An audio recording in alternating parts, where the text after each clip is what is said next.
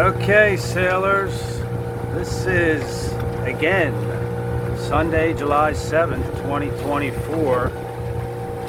It's already 11 o'clock in the morning as we get another view of the exit to Charleston Harbor and the entrance. I wanted to show you this as we get closer to it because it's pretty cool. As you can see, we right here to the southeast, exactly, almost. We are looking at the open ocean, but what I wanted to show you, if you can see it through the standing rigging and the awning, is a big old black low building, it looks like, with a flag in the middle of it.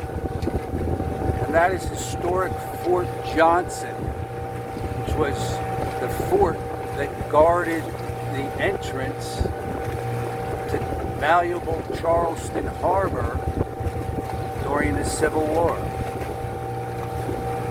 And in fact, the marina where we just left, the city of Charleston's municipal marina, there's a big brick building there called the Old Rice Mill, which was a rice mill prior to the Civil War, and the Union Army burned it down during the war, and shortly after the war they rebuilt it to as it stands today. But this is a pretty cool shot of Fort Johnson as we get closer, and we're not going to get too much closer because we're going to change course again here and turn almost 90 degrees to the north. And actually, I'm sorry, it's really only going to be about 45 degrees, I should say. And then we're going to enter the Intercoastal Canal as we exit the harbor just before the ocean. We're going to be exiting the harbor on the north side, obviously. But there's what looks like a paddle wheel boat going out to the ocean, or maybe over to the fort for some sightseeing, more likely. But there she is, Charleston Harbor. Let's get another last look behind us.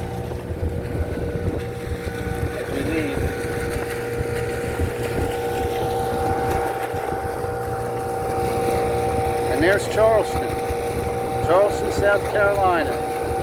Goodbye, Charleston. Hopefully I'll see you again someday. There we got it. Kind of almost looks like we're headed out to sea on this course. But trust me, that's not going to happen. And we're going to steam on here, stay on our course, and get up into the Intercoastal within the hour.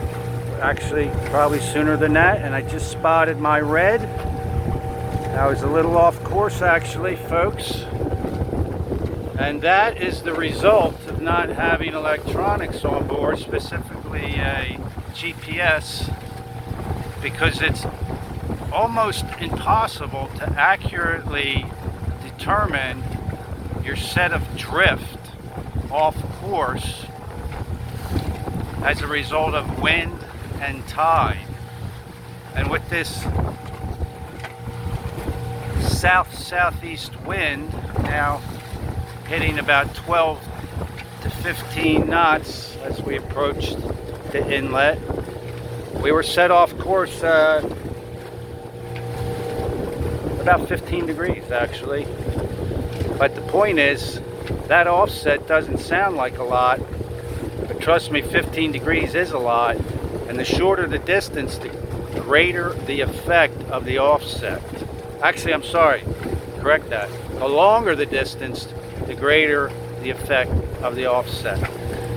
Luckily, this was just a short course, and that 15 degrees didn't matter too much because the markers are close enough that shortly after you leave one, if you're a little patient, you can almost pick up the next one by eye. But the binoculars are an essential anyway, because that's not always possible, and you certainly don't want to depend on it. So as you can see, the point here looks like that boat is going over to the fort, or maybe not. In any case, back to the ocean, which looks like we're going out to right now. But in a minute, as soon as we pass this red, we're going to change course, say goodbye to Charleston Inlet and the ocean for now, and get up into the quietness of the Intercoastal Waterway. Nice little rolling chop here from the inlet. Almost kind of makes it kind of fun if you're a sailor, because nothing's worse than a flat calm, even if you're motoring, because things can happen, like apparent wind going to zero and getting attacked by massive insects in the wetlands of Georgia, which is what happened to me 2 weeks ago. So here we have it.